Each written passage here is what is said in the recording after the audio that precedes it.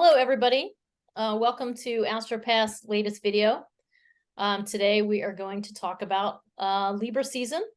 Before I get into that, just one quick note to say, please like us, make comments, share this video. And if you get around to it, take a look at my meditations at hiddenpathastrology.com. And Lori, what would you like to talk about? Well, I want to just say, go look at her meditations. They're really great. So go check those out. And also, we're doing this video about Libra season. If you go to Etsy, there'll be a link below here. Go to Etsy. I do put out a workbook, a little workbook every month for each season. It's a fun way to kind of track how the season really impacts you on an individual basis. So check that out. And I think that's it. All the other information you need about us, you can find right below in the show notes. So we're going to just kind of blast into Libra season here. All right, Lori. Yep. Oh, okay. Yes. The next thing that we want to talk about is, this is, we always do a video for each season as the sun goes from sign to sign. But right now, this is bringing us, as the sun moves into Libra, it's bringing us to the autumn equinox in the northern hemisphere. So in the southern hemisphere, it's the spring equinox. But for us here in the northern hemisphere, this is moving us into autumn, fall time. Each season, well, first, what I want to say is that Western astrology, which is what we're focused on, uses the tropical zodiac. This is based on the seasons, not on the constellations. Okay, I want to really be clear about that. Western astrology is based on the seasons. So when the sun moves into Libra, it is the beginning of autumn. Each season has 3 signs. So for autumn, we have Libra, we have Scorpio, and we have Sagittarius. And then we'll go into winter. So that's where we're at as far as the seasons go. And I think now we just want to talk about Libra season, right? Yeah. And I mean, I like how you just described, each season, autumn season here is kicked off by a cardinal sign. So with Libra, we have the cardinal air sign. This is a really interesting Libra season. I guess before we dive into that, let's talk a little bit about what Libra means. Libra is the sign of, in a lot of ways, relationships. Venus rules Libra, and this is the social face of Venus. So this is social balance, social exchange, social interactions is going to be a major keyword to thinking about all of these things. Libra is very much concerned with cooperation. Libra wants to mediate between sides. It wants to include all different voices to the table. So Libra is a very it's a very inclusive sign, I guess is what I want to say. And it's very concerned about, hey, let's make sure everybody comes to the table and has a voice. So it really is working towards building consensus. However, it can also be argumentative, because keep trying to say Venus, but Libra is very concerned about balance. And so if things are lopsided all in one direction, Libra could also be that person who comes in the room and tosses a bomb and to create an argument. So it's not always peaceable. I mean, it wants peace, but more than that, it wants balance. And so if it feels like one end of the situation is not being heard, Libra pops in and creates a ruckus. What do you think about with Libra, Lori? What are some keywords? Well, I like that you brought up, the beginning of each season is a cardinal sign, and Libra being all about relationship. And, when I think about the seasons, I think about one of the reasons that the beginning of autumn brings in this conversation about relationship is we want to start preparing for the colder months ahead. We want to gather our people to us so that we're not all alone in the colder weather. So I like to think about that. And I love how you brought up kind of the argumentative side of Libra, because, well, it's interesting because Libra, people always think about it as balance and relationship, and it sounds so sweet and kind and all that. But the thing to understand is that Libra is an air sign. This this seeking balance and relationship comes from an intellectual understanding of what's needed. It's not from the heart, and that's something that's really important to understand about Libra. Libra knows how to please and gain appreciation in order to bring everyone to the table, not in order to open the heart, but in order to engage in social interactions and conversations. And it's a very intellectual sign. And people don't recognize that quite often in a lot of people don't recognize that in Libra, because Libra it's not real obvious. Libra's so busy pleasing and gaining appreciation, it's easy to think that it's more of an emotional sign than what it is. It's an intellectual sign. So that's kind of your thing about them throwing a bomb. I always have this kind of vision in my mind of a big argument going on in a room full of people, and Libra walks in the door and does its job of balancing everything and getting everybody, getting along, and then Libra leaves. If they come back an hour later and everybody's still getting along, they're not going to have a job to do. So then they have to throw the bomb too. So that they'll have a job to do, because Libra's job is to balance and bring things back into relationship. So it's another interesting sign.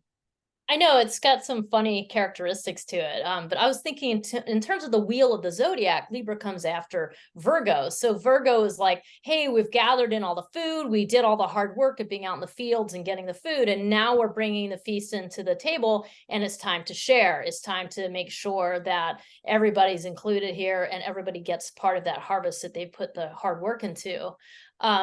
The other thing I just was thinking about when you're talking about some of this Libra stuff is I think because Libra is a cardinal sign, it can be pretty controlling, because it wants a certain thing to happen. It wants everybody to sit down and contribute, in some way. And it can be really controlling from a behind the scenes kind of way. And exactly what you're talking about, that like, hey, I'm going to just be really nice here and really affable and be likable, so people, will get on board here.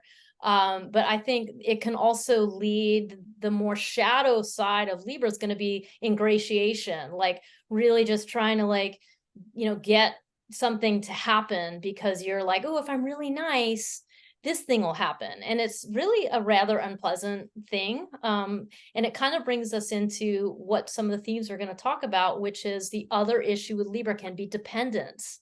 It has that reputation for being super indecisive and kind of like, oh, I don't really know what I want. And it can really get lost in the other and really lose its own sense of self.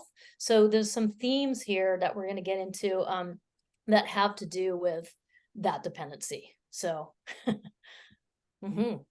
else you want to it is a really interesting sign. And I think it's one of the signs that's really easy to misunderstand. Yeah. So you want to open up the chart now? Is that where we're at? Sure. Yeah. Okay. So we've got a chart of the point when the season begins. And so you can see that in this chart, the sun has just entered Libra. And what we're going to do now is we're going to just talk about week by week how this next 4 weeks progress, right? So the first week, let's begin by talking about the period of time basically from the 23rd of September through the 1st of October. So that's the first week of the month. And first of all, we know the sun moved into Libra, and that's going to change everything. Just like you said, we're done with the harvest and we're ready to set the table and call everybody into dinner. Okay. That's so right. We've got that going on. And then in this third week, I think one of the things that I find most interesting in this first week of this season is that square aspect that Venus makes to Uranus. Hmm. Yeah. And it happens the same day as that full moon, you know? Oh, that's right. Yes. Yeah. Yeah. Yeah, so basically, I mean, the first week is like there's not tons of things going on. We have a Mercury trine Jupiter, which is the final one of 3 due to its retrograde cycle. That's a pretty nice aspect. And then we get to September 29th, where we have full moon in Aries, which is the same day as that Venus square Uranus, which is a pretty disruptive. Venus still in Leo, and it encounters that Uranus, and that's also the final of 3 contacts. So that's a very jolty kind of experience, right? To have that. I mean, it's not it's a rude awakening, I think, in a lot of ways. Yeah. And Yeah. I, well, I think it's really, Venus is direct now, and it's getting ready to leave the area of Leo. This is actually the last aspect it makes before it enters Virgo. So it's sort of like this last statement of, okay, you've got this last opportunity to really wake up to what the learning of that long Venus retrograde was all about for you. So I think that's, there's going to be one last, disruptive point in the Venus going through Leo. And then also, so that full moon is going to be in Aries. The new moon we had in Virgo on September 14th is the seed state for this. So this is a Virgo new moon with an Aries full moon on September 29th. And also in the longer cycle, it is the full moon of that solar eclipse we had way back on April 20th. We had a really intense solar eclipse at the very, very end of Aries. And So yeah, so it's part of that 6-month eclipse cycle, which is one of the kind of big themes of the season, is that we are folks back in eclipse season. So yeah, I just want to make sure we add we'll be talking about that full moon too. We'll be making a video about that full moon specifically. So we'll dig a lot deeper into that, because it's really tied into a lot of things. and it's kind of like symbolic of a couple overall themes we have here throughout the entire month. So it just kind of brings to mind, we have the North Node in Aries now. We also have Chiron in Aries. So just like there's a hint in the background of what's going on with Aries and your sort of sense of self. But I think that's, yeah. Yeah. Okay. So I think that kind of covers that first week. There are, like you mentioned, a few really nice trines to Mercury, which really does suggest, we're out of the Mercury retrograde. We're able to kind of take on conversations and new projects more easily in this beginning part of this first week of the Libra season. And yeah, the tricky piece is that Uranus being a square, and that happens on the 29th. So then what goes on the second week, Jenny? Let's see. So the second week, the first thing of note is Mercury opposed Neptune on the 2nd, followed by the very next day, we have a very busy Mercury this whole month, trining Pluto. So opposes Neptune, trines Pluto. And then after that, the very next day, it moves into Libra. So this is one of the themes too, is that Mercury is very, very active throughout, very quick moving at this point after it's retrograde. And I think then we move into October 6th, we have the last quarter moon in Cancer.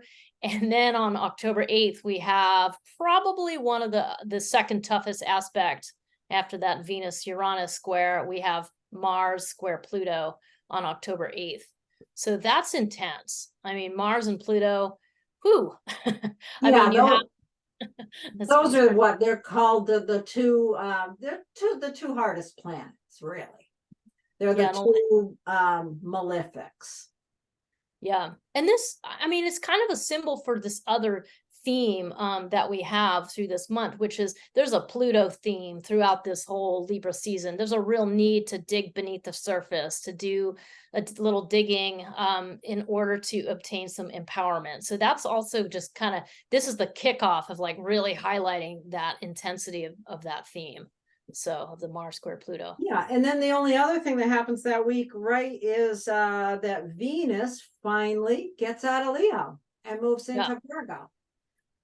It does, and that's actually, I mean, it's kind of the midpoint of the season that day, actually. It's kind of halfway between. And because Venus is in charge of Libra, Venus rules Libra, it's really important to track what Venus is doing throughout the season. So we're going from this very outward, self-centered, exuberant sign of Leo, and now it's like, ooh, I got to get into Virgo, and it's going to settle down and calm down and go into a more grounded direction, a more earth minutia direction than what it's been doing. Yeah, Venus has a chance. Venus is not delighted to be in Virgo, but it has an opportunity to kind of become more discerning, like you said, kind of calm down, quiet down a little. And a few days later, it opposes Saturn, which really stabilizes it, puts it into a much calmer pattern. Yeah, that second half of Libra season is a lot quieter in that regard. Yeah, it is. Yeah. And I'm glad you brought that up. The Venus opposed Saturn is kind of the beginning of that next week. I mean, that's when you have the next big astrological aspect starting right. October 10th. And the very next day, no, 2 days after, Mars moves into Scorpio, which is like, woo! I mean, Mars is stepping into a lot of empowerment here now. Mars is kind of taking the reins at this point. And then it trines Saturn, and that brings us right into our solar eclipse. On October 14th, we have solar eclipse at the new moon, 21 degrees of Libra. So, whoo. Yeah, that's a big deal. So right there in that first little period of this season, we had Mercury change sign, Venus change sign, Mars change sign. And Mars has been in Libra, where it's not very effective in a Venus ruled sign, and it steps right there into Scorpio. It is the ruler of Scorpio, and yeah, Mars is ready to roll. Yeah, it brings in a totally different flavor later on. Yes. It's the first of anything going into Scorpio. And of course, Scorpio season is next. So, okay. And then it's kind of like a little quiet period of time there between October 14th and October 20th. There's not a whole lot of major astrological things going on in that time period between planets. So we kind of jump to October 20th unless I missed something, but I think, does that seem right, Lori? Yes, I think that's right. The 20th. Yeah, I just put a yellow dot there, just like eclipse on the 14th. We'll talk more about that. Great. And that's another one we'll make a video about. But October 20th, we have our one and only conjunction of the month, which is Mercury conjunct the Sun. It's the superior conjunction, meaning that is the brand new starting point of a new Mercury cycle. So Mercury's done its whole retrograde thing in Virgo and everything else, and done with all that. And now it started a whole new cycle starting October 20th. And then it squares Pluto. Right. Details. Right. Which kind of again starts to reiterate that Pluto theme that we have throughout the month, this sort of transformative, empowered theme, the necessity of looking beneath the surface. And so I think with a square, it's like most of us will probably see some sort of external something that's going to stir us up with it being a square, but it also depends on your own natal chart, of course. But yeah, I mean, there's so many different ways you can think about this and look at this, and we could do a whole video looking at this season from the perspective of politics and the whole world's issues. For the most part, we want to stick to personal stuff, but it's a little bit difficult this month because all of the aspects, all of them, are between the inner planets and the outer planets, or the social planets. There's none of these little tiny just transits between Mercury and Venus, or things like that. It's all the planets engaging with the social planets and the transpersonal planets. Yeah, I love that you picked up on that, because I think I hadn't really tuned into that when we were prepping for this. And I really think that brings in this like, yeah, we're talking about relationships, but we don't live in a vacuum. I mean, there's all these things happening in our world, and then we're all individually trying to figure out how to deal with them. We're coming into conflict perhaps with people in our immediate environment, you know, like have disagreements about how to perceive things or how to look at things. So there's that. And then there's meanwhile just change in everybody's life. So there's so much going on. But I like that you've focused on that, because it really does indicate like you got to deal with what's happening. I mean, we're not living in that vacuum. We have to be constantly contending with what's going on around us and figuring out how to make sense of it. Yeah, and we're all responding differently to it. And in our intimate personal relationships, you know, we have a response to what's going on in the world, politically or socially or environmentally. Our partner has a very different experience. And, you know, a lot of this is figuring out how we navigate those differences. It's pretty interesting to think about that. And I think this month, those kind of things are really going to be evident in our relationships, how we are responding to things differently than how our partners are. Yeah, and and I think as we're talking, it's like one of the things I think that is real for everybody is that there is change afoot, and it brings up a lot of intense feelings. It brings up fear, it brings up anger, it brings up those emotions that in polite society you want to pretend they don't exist, but this is just not what's happening, and it's revealing those deeper layers of the reality of being human. Those deeper emotional layers and so on are popping up, and so that they're just going to affect us on multiple levels and how we handle things that are going on around us. And so I know part of my focus for astrology is trying to encourage, how can you handle things, look at things, and then do things to help yourself stay grounded and centered, and also let yourself freak out sometimes. Sometimes you just have to freak out, and that's okay too. So, but anyway, a little side note. A little side note, let yourself freak out. But if you do freak out, just watch how your partners respond to that as well. You'll learn a lot. Yeah, give yourself some space. That's kind of another Libra thing. Right. But anyway, just to finish out the season, we have the first quarter square, the moon's in Capricorn on October 21st, and that's the day the sun squares Pluto.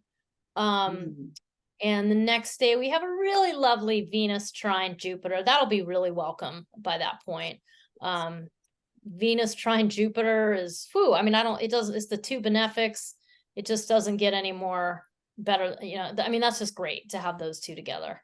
Really nice flowing aspect. Yeah, that is a sweet thing. And by then Venus will of course be in Virgo. So it's a trine between Earth planets. So it's, you really want to pay attention to that. That's on the 22nd. It's a flowing energy of stability. It may be a good time to just take a deep breath. Yeah. And Mercury moves into Scorpio the same day and then goes on to trine Saturn. So two really nice trines that day. I think Mercury trine Saturn's great because that's sort of like stabilizing your mind, like, really taking advantage of the trine energy there. So, I mean, I think the 22nd is kind of like the highlight of the month as far as the sweet spot. Yeah. Best day. Yeah, the sweet spot. Exactly. And then the very next day, the sun goes into Scorpio. So, and then we're on to another video, right? That's right. Right. So that's a summary. I think we've covered the week by week. I mean, overall, we're just looking at this is like a rather disruptive season. We've got Pluto in the mix. We've got the nodes in the mix. We've got Chiron and Aries, which is just a little highlight of a wound to be dealt with that is showing up because it's Libra season. So there's a lot of stuff here about having to work with some of these issues that are rumbling away underneath. I mean, we like to think about Libra as being nice and friendly and sociable, but there's just too much going on in this month to think that it's just going to be like that. Like, you're going to have to deal with some of these deeper rumblings or shifts, or as we've been talking about, perhaps the dependencies that you might have on things staying the same, and needing to accept some change. So, and with that nodal axis so recently being changed, shifting, it is really important to look at that and thinking in terms of, the South Node is really an area where we're releasing something, and the North node is where we're gaining, where we're moving towards. So there is a real directional point here from dependency to independence. Yeah. And I think we're going to touch on that with the individual impact as well. And yeah, so whatever you're wherever in your life you're learning to kind of release dependency, it's in the opposite area where you're really developing independence.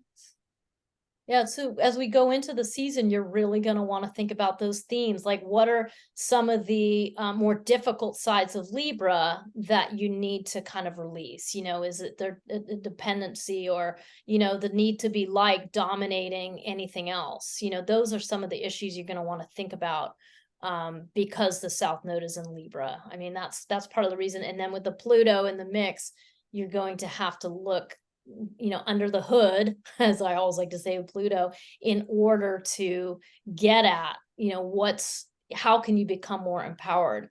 How can you retrieve some of the power you've somehow thrown away or gotten rid of? That's going to be one of the themes. Yep. Moving from dependency to independence, finding out where you can empower yourself to move forward in that direction. Okay, I think that covers that, and we're ready to move on to the individual impacts. Okay, so we're back on this, and wait, how'd we get here? Wait a minute. Oh, I see what we're doing. Okay, sorry everybody for that little delay. So here we are, starting with those of you with Aries rising. Now, if you've got Aries rising, then this Libra focus, the eclipse and the whole season, is focusing you on the seventh house. The seventh house is the area of one-on-one relationships, whether that be romantic relationships, a marriage partner, or a business partner. It's all those one-on-one relationships. So it's something in that area that, with this eclipse happening here, there's really a need to change your habits of dependency. You want to really look at what your relationships are and how you give yourself away in that area. With Libra in the seventh house, it's very easy to do that. So you really want to think about, what habits of dependency, either dependency on a partner or a relationship, or dependency on your own view of what relationship should be. There's something in that area that is going to change. Now, the power to retrieve is happening in the 10th house, right, Jenny? Yeah, in professions. Yeah. Okay. So it's some way in which, in order to really see this clearly, you've got to go to your career or your reputation, because it's somewhere in there that there is a power that you've let go of that you need to go in and dig up and retrieve. And that act of doing that is going to really support you coming into embracing your own assertive independence and initiate a new sense of your own personality, your own self. Nice. Yeah. Interesting. Yeah, I mean, it's, you do have to kind of, you're looking with Aries rising, this is you. This is a snapshot of your life. And so all of these themes come together. And, as Lori, as you're saying, like, yes, some kind of habit of dependency to do with the relationship. It may or may not be something obvious. It might be something that you have to really dig a little deeper to understand what it is. But that is for sure where you want to focus your attention.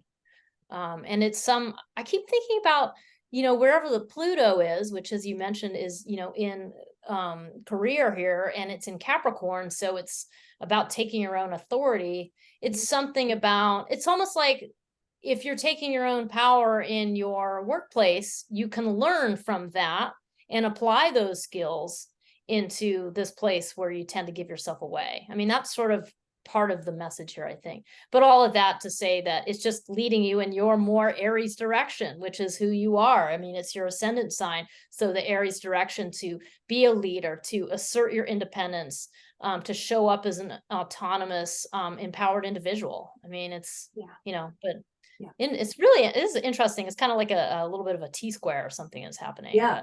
Yeah, it really is. And so, yeah, the thing to know with the eclipse, with this eclipse happening there in that seventh house, your relationships, whether, whatever the relationship is, it may be just one relationship, it may be several, but there's going to be big, big changes coming in the area of how you do relationships. So it'll be, those relationships will change because how you do relationships will change. Mm-hmm. Yeah, nice. Dig up the power in your career, the power of who you are in career, in the outer world. Really focus on bringing that forward, and that will really support you to become more independent. Okay. Mm-hmm. Moving on to those with Taurus rising. So those of you with Taurus rising, this Libra season business is happening in your sixth house.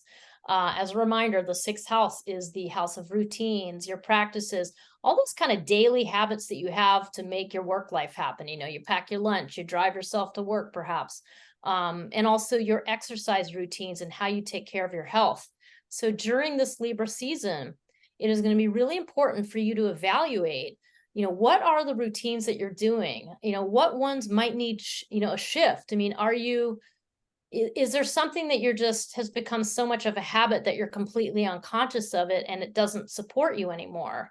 I mean, this is what you need to think about. Like, I also think about, with the South Node there, this is about something that needs to be released. So it might be a habit of dependency that you need to get rid of, like something that you need to not do as much. I mean, it could be that you need more exercise or you need less exercise, or you're eating something too much of it and you need to slow down, or you need to add something. You have to look at it in totality and ask, like, what are you blindly dependent on? And that's the central theme. Some other things that come into play here is there's also some way that, or there's a source of power available to you in your worldview, but you may not be sure of what that is. I mean, it's something that you might have to dig around for, but there's some way that you may be able to access a sense of power in your viewpoint of how you look out at the world that's going to affect your routines. It's going to give you an idea of something different or some different way of viewing things that will allow you to create some, new and better habits, so to speak. And as you do that, all of that is going to allow you to kind of head into this more autonomous, independent direction as you cope with your own subconscious patterns. I mean, this is going to give you the resources that you need to kind of confront your overall, like viewpoint about spirituality, the way you think about the collective. So all of this kind of plays out together. So yeah, I'll leave it at that for the moment. Yeah, it's really interesting. As you were talking about that, I was thinking, okay, so there's some way in which with this eclipse happening there in Libra, during Libra season here, there's something in that area. Like you said, Jenny, something is going to change. Some patterns of behavior, some routines, whether it be your exercise, your diet, blah, blah. There's something that has to be changed here. And when we think about digging for the empowerment in your worldview, this could just be, you learn something that opens up a way of thinking, a way of seeing the world differently, that shows you that you need to let go of a certain way of eating or a certain whatever it is. And that change that comes from that powerful awareness, there's a powerful awareness coming from your worldview. It could come through travel. It could come through, some educational means or something along those lines. So there's something that you become aware of in your understanding of the bigger world that allows you to change your dependency on whatever, a poor diet or even something good, but it's become too ingrained. And that allowing that to loosen and change opens up your, how did you say it?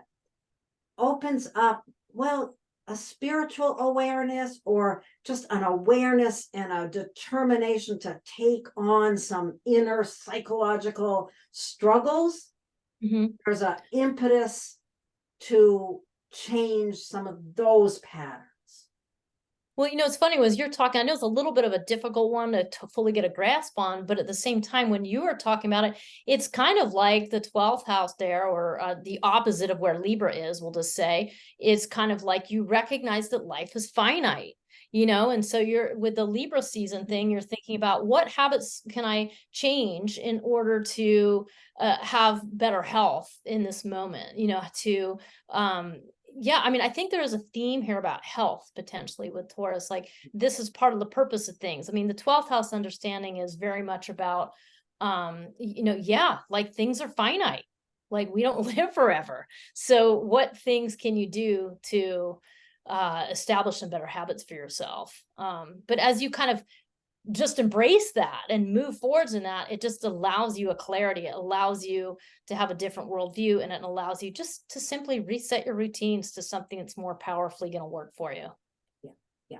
And you're going to learn something that's going to allow you to do that. That's going to push you, not even allow you. You're not going to, with an eclipse, it's like, you don't really have a choice. There's going to be a big change there. So embrace it and allow yourself to learn or see whatever it is that's going to open that and change it. So next, we're going to move to those of you with Gemini rising. If you've got Gemini rising, this Libra season and all that it's about is focused first and foremost into that 5th house, which is the area of life where, well, I think of it as it's where we give of ourselves most easily, most freely. We give of ourselves. You can think of the 5th house as children, love affairs, creativity. These are areas where we just naturally give of ourselves. So there's some change afoot in this area. There's some way that you want to think about how are you dependent in this area of your life. How do you give yourself away in this area? And it could be to a person or an idea of yourself. There may be some view of yourself as a creative person that you're dependent on, that view of yourself that needs to change, that is going to change. So if you think about that, and then we pull in the idea of digging up some awareness, some empowerment, that brings in the 8th house. Let me see. I don't know that I'm talking about this properly, but you want to retrieve a powerful way in which you know how to navigate other people's issues. There's a way that you want to tap into that manner in which you know how to navigate other people's stuff. And in working with that and digging that up and finding that empowerment, you are allowing yourself to move forward in the direction of the North Node, which is the 11th house. So it's empowering you to receive love as well as give it. I don't know if I said that in a way that made sense. It's really a simple 3-step process. It's like working to allow a release of your dependency by tapping into the strength and power you have to navigate other people's problems, which opens up a door to allowing yourself to be loved. It's really simple.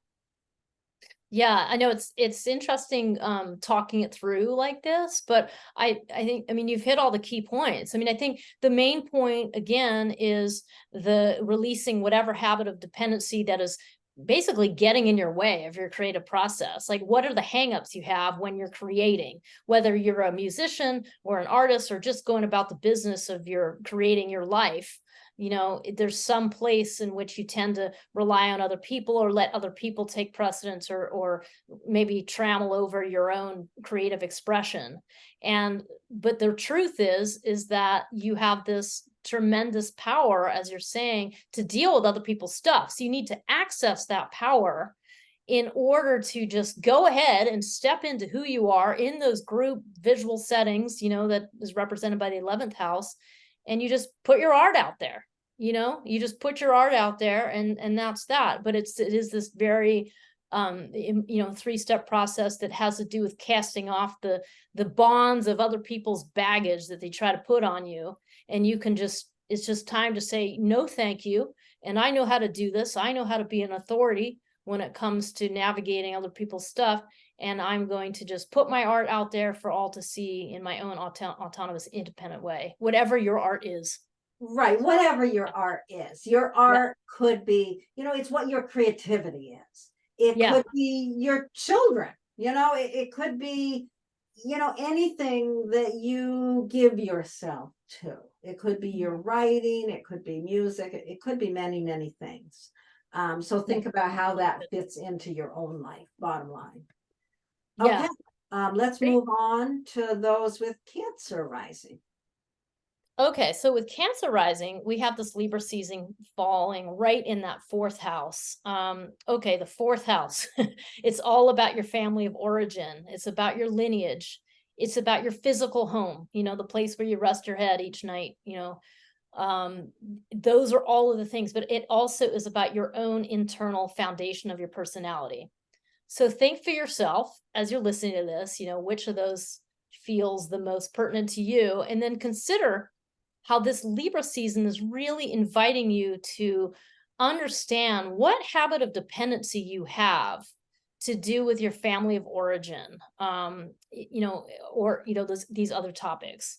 But I think, to me, that's the one that makes the most sense. Like, thinking about, where are you overly dependent? I mean, even for your identity. Like, are you dependent on your family for your identity? Like the fact that you have children, the fact that you have a certain last name, or whatever it is, so take a look at that. Really think about what that South Node is saying with Libra there. So think about that piece. And then also recognize that there is a retrieval process going on at the same time. And what that retrieval process is about, it's about retrieving power that you have given away or hidden from yourself somehow. And for you with Cancer rising, that power very much is lodged in your personal one-on-one relationships.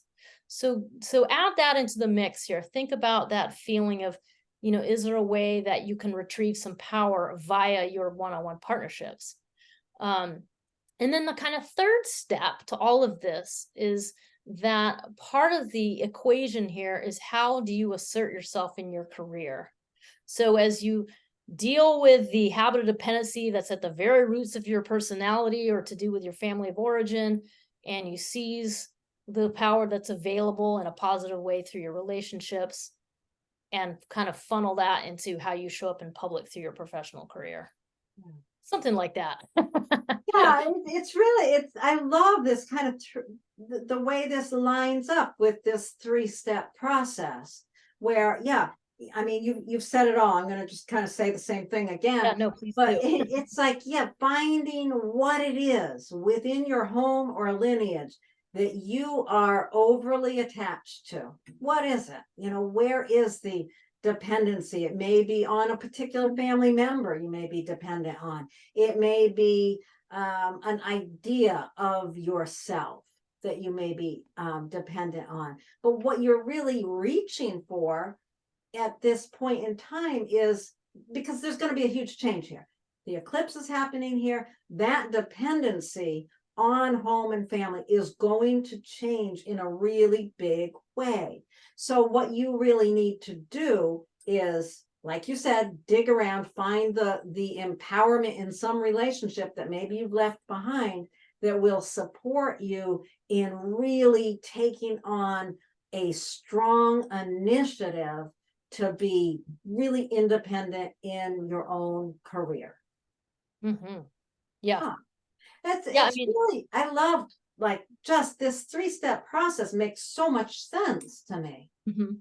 yeah, and you just have to think about it. Everybody listening to this, it's like you're your own person. Like this chart represents all of you. So none of these topics are sort of by themselves in isolation. It's all interconnected, and there's always a connection between your family life and your work life. Like there's always a balance, and sometimes it's out of balance and sometimes it's in balance. But yeah, absolutely. Right. Yeah. Yeah. If you've got Cancer rising, Libra is always in your 4th house. It's not always up for such a huge change as it is right now, or such a focus. So that's, what changes as the planets move around. The sun, Libra season right now, the focus is on Libra. But you, with Cancer rising, always have Libra in that 4th house. So moving on. Right. Okay. We'll go to those of you with Cancer rising, and this puts the focus of Libra season and the upcoming eclipse in your 3rd house. So to me, this is really an interesting one, because we want to think about, where do you make too many concessions with your conversations, with your voice? How are you dependent on others for speaking for you? Is there a way? Oh my goodness, I just had a light bulb. So this is very clearly, yeah. Oh my goodness, I'm sorry. I got really distracted by that little light bulb. But you're looking for where you're dependent on others for your voice. And as you're thinking about that, you've got to understand that with this eclipse, there's going to be a huge change. That dependency is going to change. And where you want to focus some attention is on finding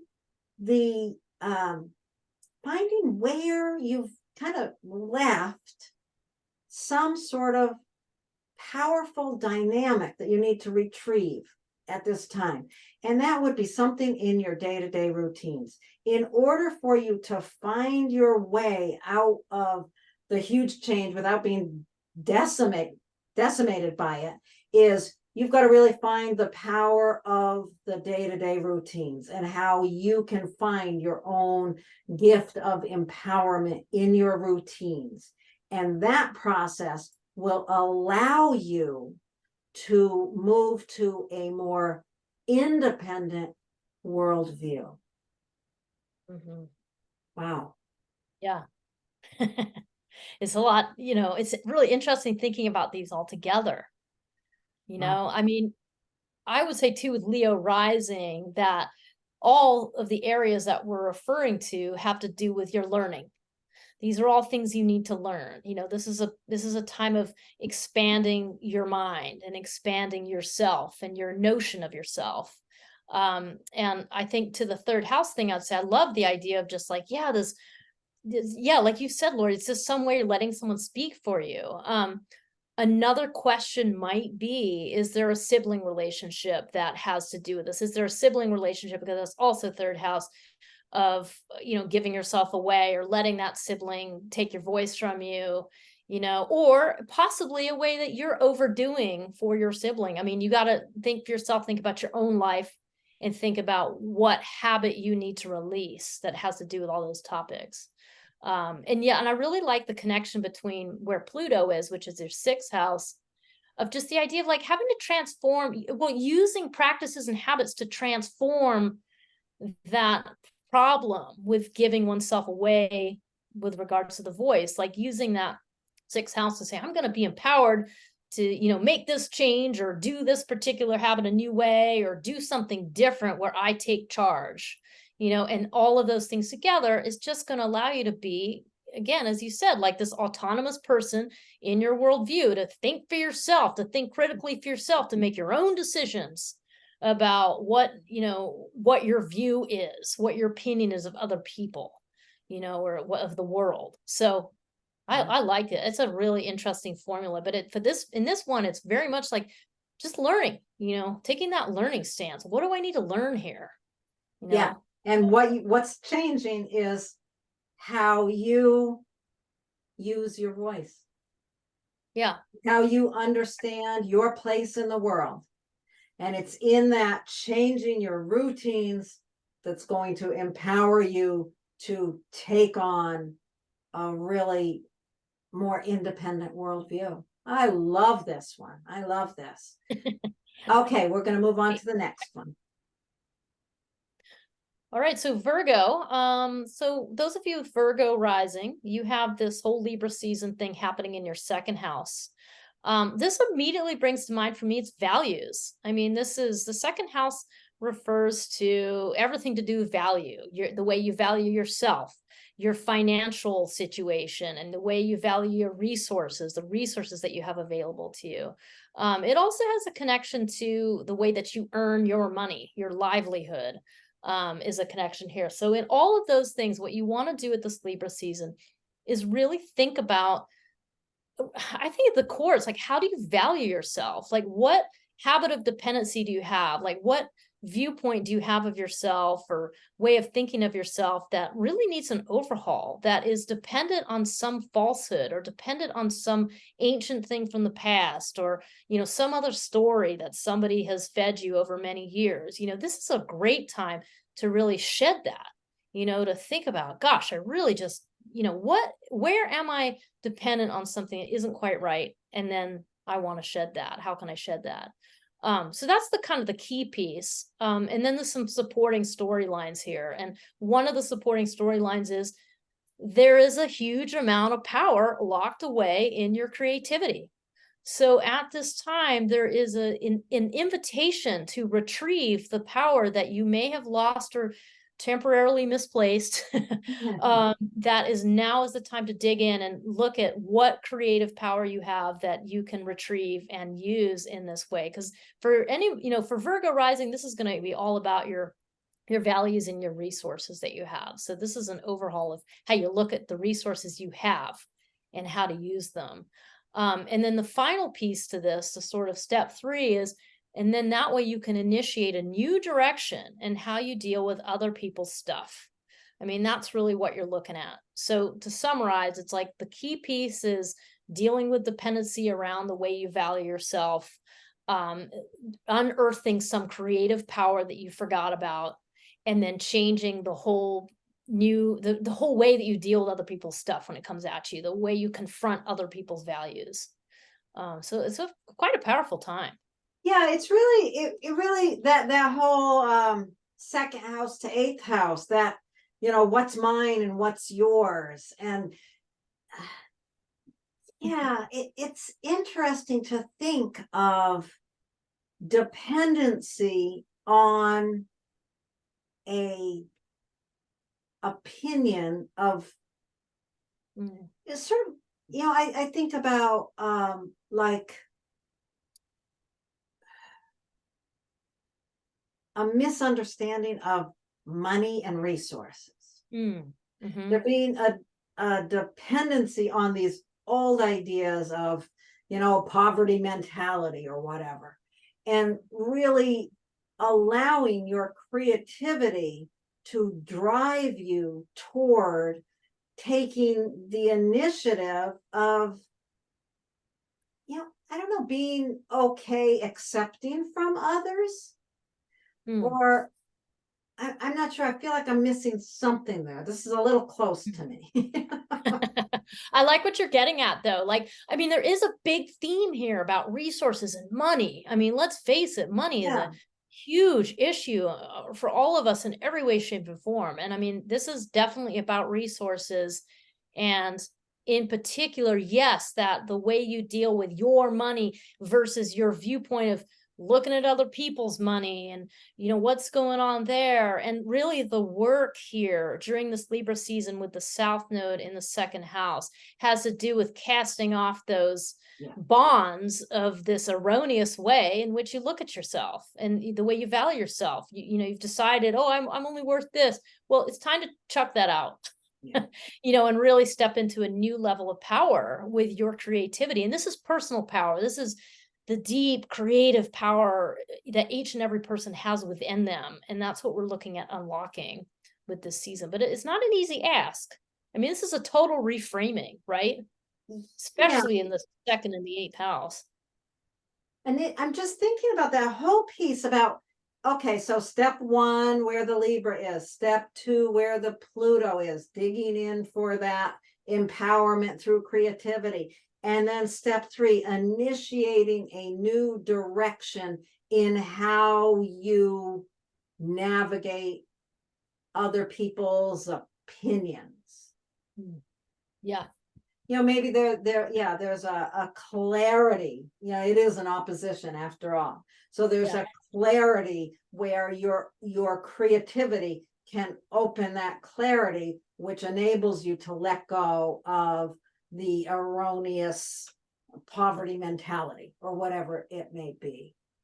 Yeah. But at any rate, if you've got Virgo rising, the area of your own self-worth and money and resources in your life is going to change profoundly. And what you want to really do to support that right now is dive in, look for that lost or misplaced creativity. Mm-hmm. I mean, this is so much about wielding personal power for Virgo rising. I mean, just with the second, the fifth, and the eighth, those are houses that are associated with resources and power. And I mean the personal inner power, it is power between people too, but it's not about dominating someone else. This is your work about how you wield what's available to you, so. Absolutely. Okay. Interesting. Okay. We're going to move on now to those with Libra rising. And this is really interesting because the whole Libra season, the eclipse, it's all happening right in your first house. This is extraordinarily personal. You are really lined up here for a big change in how you present yourself in the world. So first of all, we want to think about, you want to question yourself carefully here. Where are you dependent on your own idea of who you are? Where are you dependent on how you think you're supposed to show up in the world, or how you're just in the habit of showing up in the world? So that's the first thing, really digging into that. And then there's, the next step that we've been kind of going through here is really digging into what has been left behind, lost or misplaced, the power of your internal family, something in the way of family, ancestry. There's a powerful element there that can really support you moving from this erroneous self-view to really taking on the initiative to develop the kinds of relationships that you really want. I'm missing something there, Jenny. What is it?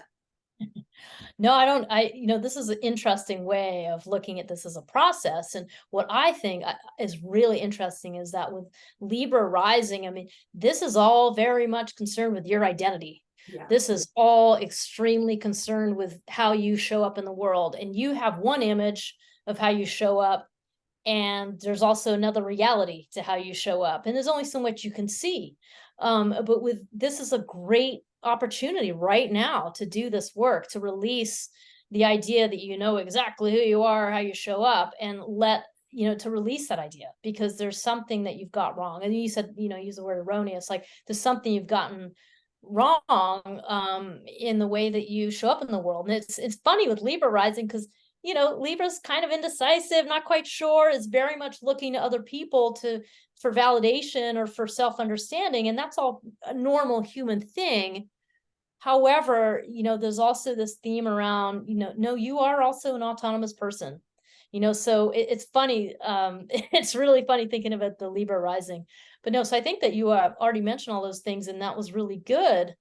And there's something about taking authority, because it's Capricorn, Pluto, authority in your family in a new way, something that before you haven't been able to do. And now it's like, nope, you can lean into that. And that's where you're going to kind of see yourself in this new way that's going to allow you to, I all see Aries as like the hero charging off on the horse. You're charging off on the horse, being a new person in how you are in partnerships, a new way of being in relationship with people that is empowered, that is based on a more clear self-view. I see this as a very potent mixture, especially for Libra rising.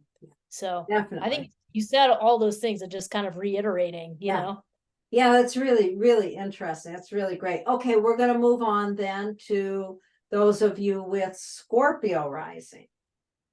So Scorpio rising, this kind of tucks things out of view. This Libra season with the South Node and the eclipse is falling in your 12th house. The 12th house is the most probably difficult to explain house. It's very much the behind the scenes. It's all the stuff you can't see, the unseen.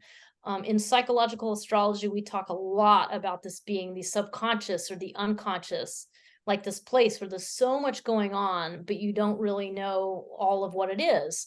But what's great about astrology is it can shine a light into these places. And so during Libra season, those of you with Scorpio rising have a really great opportunity to think about what are those habits of dependency behind the scenes, the ones that you don't like to think about, certainly don't like to talk about them. But those kind of could even be like addictive habits, or those things that you just don't really question. You just do them because you haven't really looked at it. And now is the time to really think about, okay, what are those habits? Like, which ones of those habits are dependent? Like, are they dependencies, that I am ready to rid myself of? And the irony here is, in our little kind of 3-part thing that Lori and I've been doing, it is about speaking up. It is about articulating what that thing is, because it's being hidden.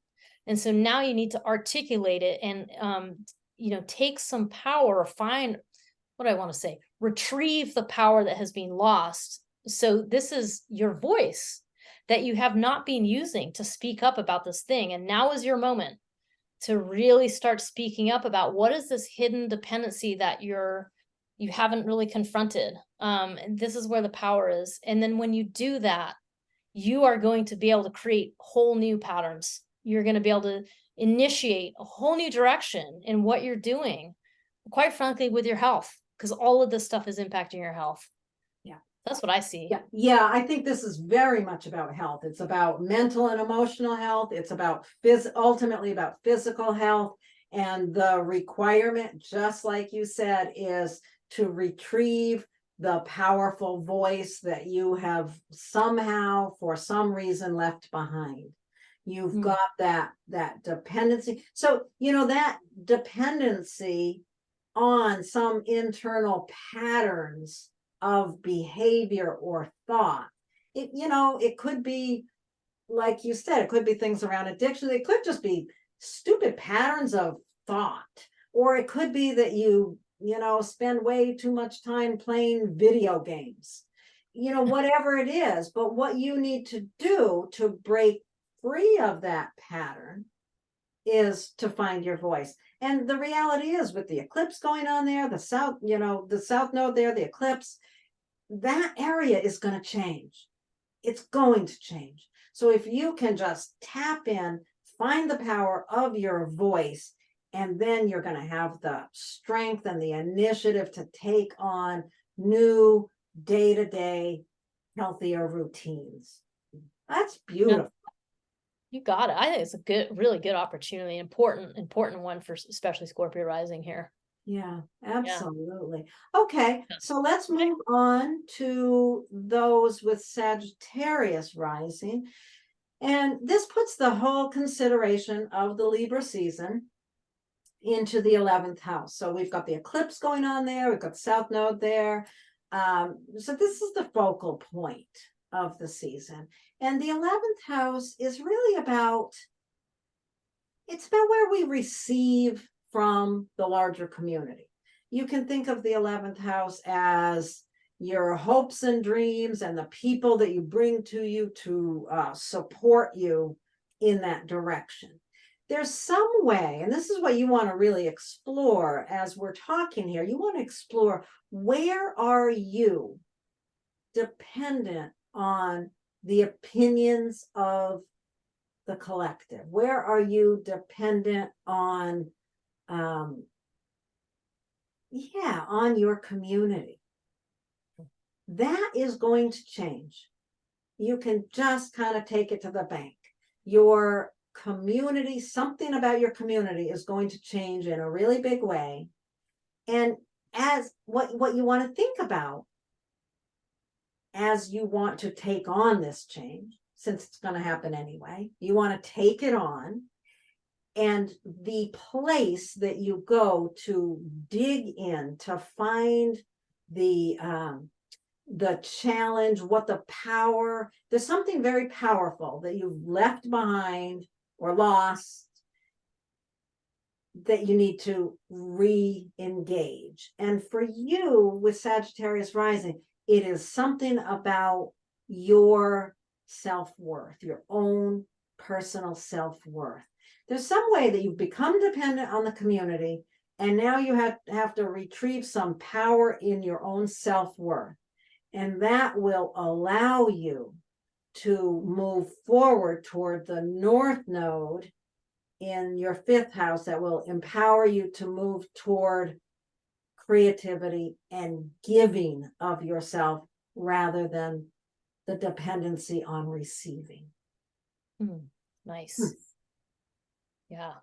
Oh, this season's there's so many layers to this season, and I really like this process. And as you're talking about the 11th house, one of the things I was thinking about was some tendency to give oneself away in groups, to kind of feel overwhelmed by groups, or feel kind of lost or at sea somehow in your group situation. That there's something about you said it, it's like this view of yourself in community. I think that needs to be looked at. And it makes me think of like, peer pressure and like these things where you think you're supposed to show up a certain way, especially with Libra in the house of groups, showing up in community. It's something about social expectations. You think you're supposed to do it like this. And, this is a wonderful invitation to just shed that, like, identify it, understand what it is that you do that is sort of a dependent or erroneous view of social groups, and really just shed that. And as you were saying, Lori, yep, absolutely digging into finding the power of valuing yourself, like uplifting yourself by really taking your own authority to value yourself for who you really are. And then just kind of moving forwards in that whole new direction that you're going to use your creative power to just go ahead and do what it is that you want to do, and not worry about the social pressure or the does it fit in, or the peer pressure, or those things that might be kind of holding you back. It's going to change anyway.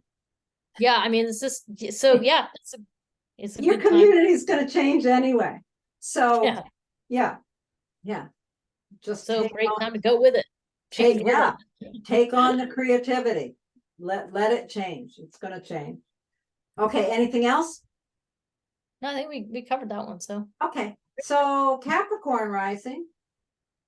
So Capricorn rising, this puts this whole Libra season business up there in your 10th house. The 10th house is your profession, your social reputation, how you show up in public.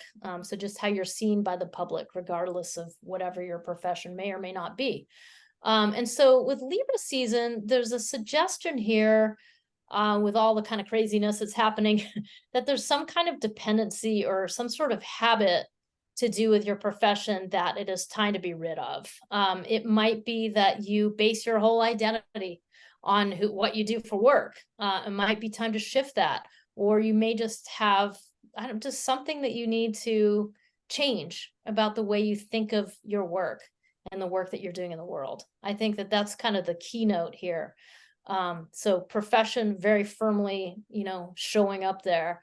And the other part of this, we're kind of thinking of this as a 3-step process. So that's step 1. Step 2 is really asking yourself, what power have I given away? What power do I need to retrieve?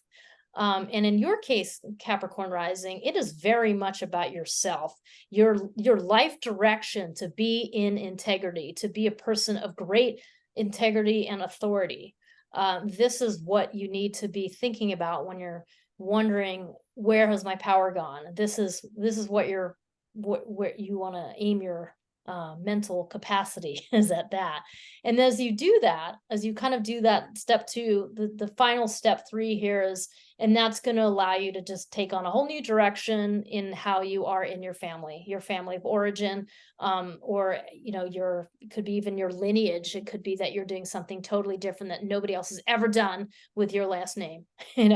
So that's kind of what you're thinking about. This is very much focused on your identity, your work identity, your main identity, and who you are in your family. It's a really powerful one. And what we know here with the eclipse happening there is that there's going to be a big change in your career. And that big change in your career will be reflected in your ability to take on a more assertive role in your family. And what you need to do is tap into the power, the empowerment of your personality. It's interesting to think about that this is a very powerful one, because these are, the sun is there in the 10th house, the north node is in the 4th, and that Pluto that we're talking about is in the 1st house. So those are all the angular houses, and they're the cardinal signs on the angular houses. So they're very, very strong. And there's a big change coming in the career. And find that power within yourself to allow that change to happen, and to allow that change in your career to support your assertiveness in your family. Yeah, I was just thinking overall, what a time of transformation to have Pluto going through your 1st house all these years. So this is kind of like a capping on the end of a longer transformational process. So really interesting. Yeah, it is. That's for sure. Okay, let's move on to those of you with Aquarius rising, and this puts the focus of Libra season and the eclipse in your 9th house. So you want to think about where there is some sort of dependency for you on your worldview. Are you dependent on your worldview, or are you, or is your worldview dependent on others? I might be getting a little confused here, but there's a dependency. There's a dependency in some manner around your worldview, your understanding of the bigger picture of this game we call life.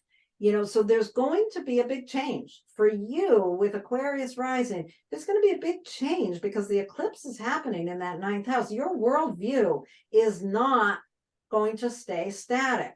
It's going to change, and it may change through education, through travel, all those things that are also a part of that 9th house worldview.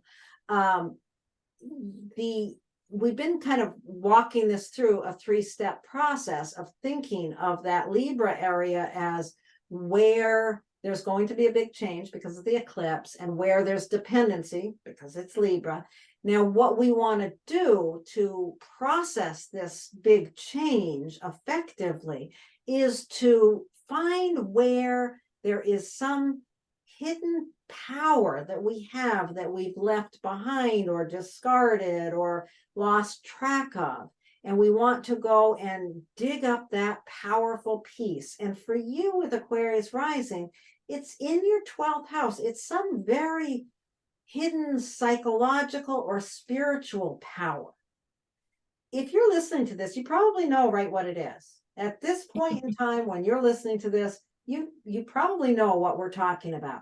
So you want to go and excavate that, find that powerful piece, put it into service, bring it up. And that will really allow you to access your voice more directly and with more assertiveness to speak about the changes that are coming up. The North Node is down here in your 3rd house. It's really pushing you in the direction of developing more strength and assertiveness in your voice or with your voice. Nice. Yeah, this is really gosh, with Aquarius rising, this is a potent shift for you. This is like really stepping into your power in a new way that you haven't done before is kind of what I see. Because like I do think, yeah, it's like coming from this place of like, oh, my worldview. I don't know, just think about the kind of the wishy-washy of Libra, the like maybe the indecision, like, oh, I'm not really sure. I don't really know. And and it's like, no, now now you're stepping into this like, no, I have this much more cooperative view of the world, or stepping into the more empowered version of Libra, like seeing the interdependence of all things and recognizing how powerful that viewpoint is. And that furthermore, the whole behind the scenes thing, maybe it's just your connection to the unconscious, period, like that you get this information that comes in, and now is the time to just trust that information is coming from this deep unconscious place that you just happen to have a link to because you're Aquarius rising and you're brilliant. I mean, it really does kind of speak about that. And then what are you doing? You're talking about it. You're bringing it up. You're taking advantage of where the North Node is in Aries, and you're just talking. You're talking to, the person who delivers your mail, and you're talking maybe to your sibling too, and you're just sharing this profound wisdom with the day-to-day. I mean, wow, that is potent. That's what made me think of. So yeah, that's great. That's really great. I like that you brought that in. Just the way you talked about that it's really good. Yeah, there is something that you have not been paying attention to that's coming forward that's really going to support you changing your worldview and bringing it into everyday conversation. yeah, great. it Awesome. could come from travel too, right? That was the other thing that just popped in my head. Yes. Anyway, Yeah, so if you go on travels, Aquarius rising, tune in. Yeah, tune in. Okay, Yeah. so now we're going to move to Pisces rising. So with Pisces rising, this whole Libra season fiasco with the South Node in Libra and an eclipse in Libra happening is going to happen in your 8th house. So the 8th house is, well, in a nutshell, it's the iceberg house. It's where there's this little tiny tip showing, but oh my God, there's all this stuff underneath. And what is the stuff that's underneath?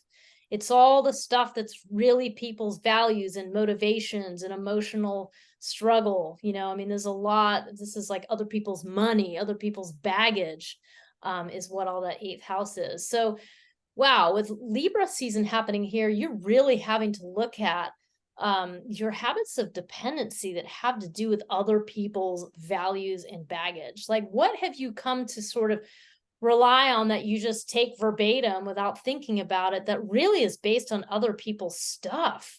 This is a really important time to think about, who is in your life, who are you letting in on this deep level, and what boundaries might you need to draw in order to find a more balanced place to be with all this stuff, because it sure suggests that it's not balanced, and that something is going to happen during this Libra season to really show you that. And that's kind of the theme.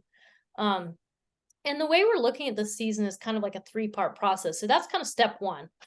And then step 2 is to think about, well, geez, where do I need to retrieve power? There's a suggestion that you've somehow given up some power or kind of, hidden it away. And in this case, where it's coming from for you, Pisces rising, is your community. So there's something really important about your community that is where you've kind of, hidden away that power, lost some power. And now it's time to think about how you can retrieve that in groups. And all of that is going to allow you to move in a whole new direction with how you value yourself, and possibly affect your finances. So, Yeah. yeah. I'm thinking about that.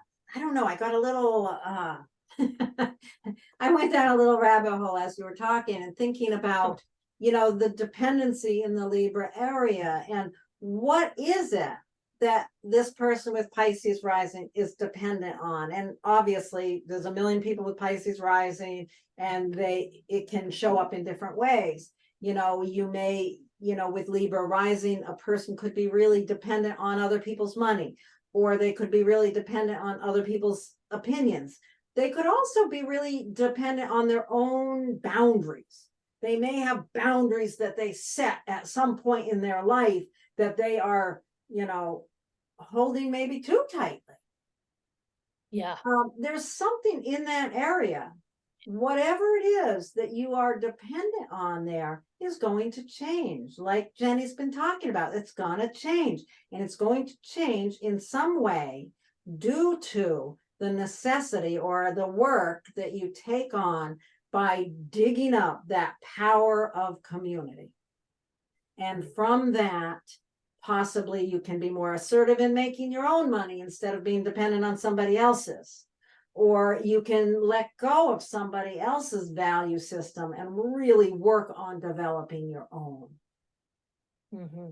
This is a really powerful time. And I've loved how we're talking about this, Jenny. This is so fun. Yeah.